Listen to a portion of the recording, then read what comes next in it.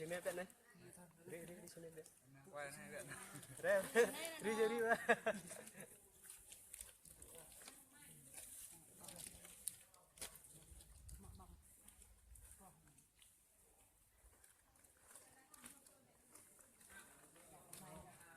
ê bon lom này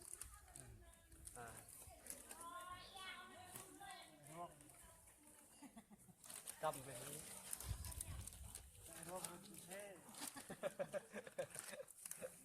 lô thôi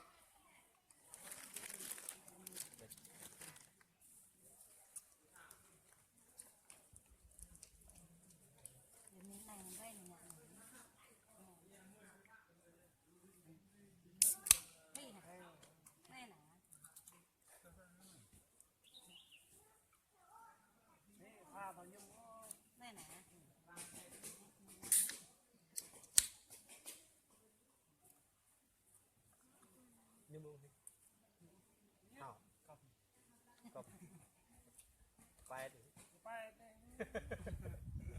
bát đi như vậy cái bài này bông lên con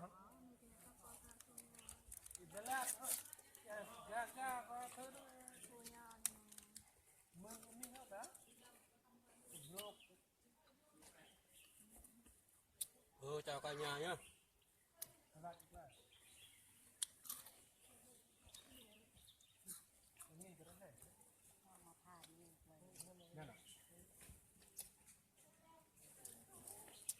cái nước này mọi người biết không đắng lắm ạ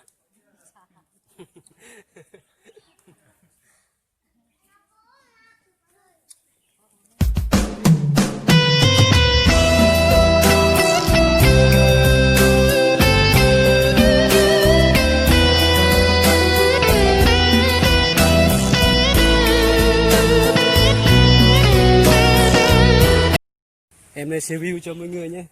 Cái này là tập thể dục như mọi người.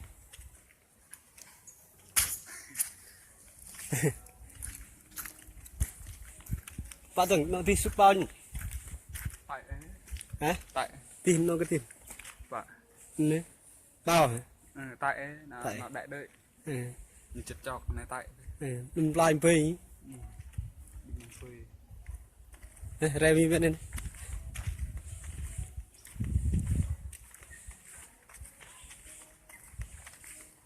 Cái này rau mung nha mọi người nhé.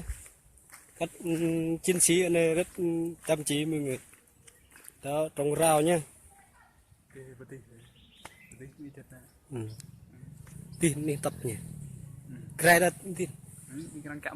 Kẹo mùi rốc này. Đó, cái này rau đẹp lắm mọi người nha.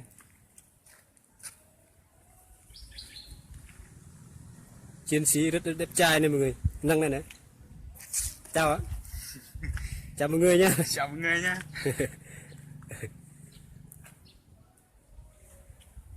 Rồi mình sẽ đi giáo trong này nha mọi người.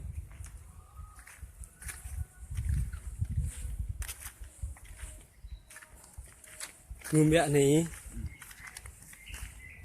mình đi giáo với thằng em nha mọi người.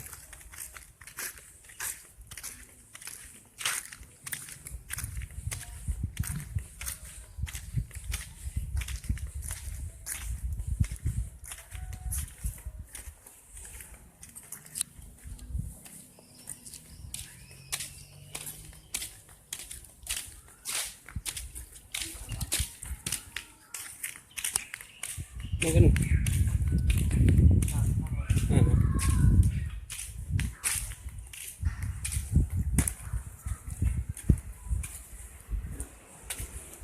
Đồ cây này rất đẹp như mọi người nhé. Đó.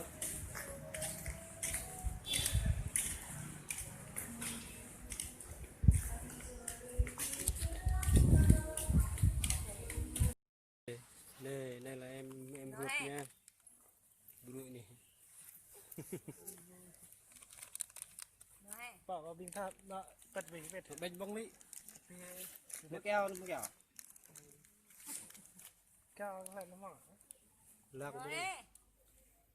gạc mà đi đến đó có một con cao ra đâu nhỉ?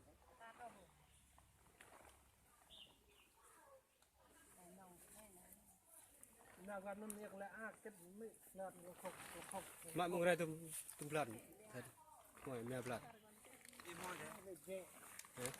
nó uy nghe thì uy nghe làm lần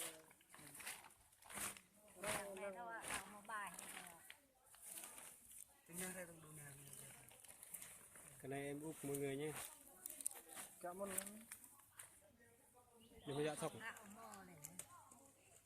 thật cả này mẹ mình nhé cái này em nữa. Kìa em vô nữa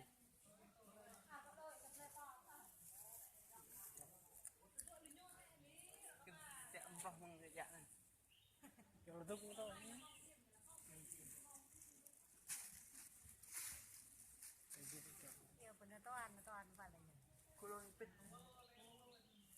Ôi mình nhớ đây chả nhô nhớ nhập đây nhớ cho rọc mệt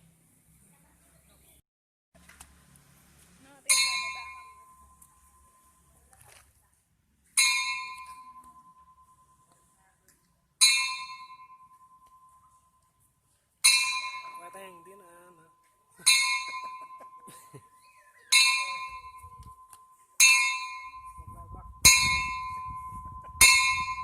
qua tay bắt tay bắt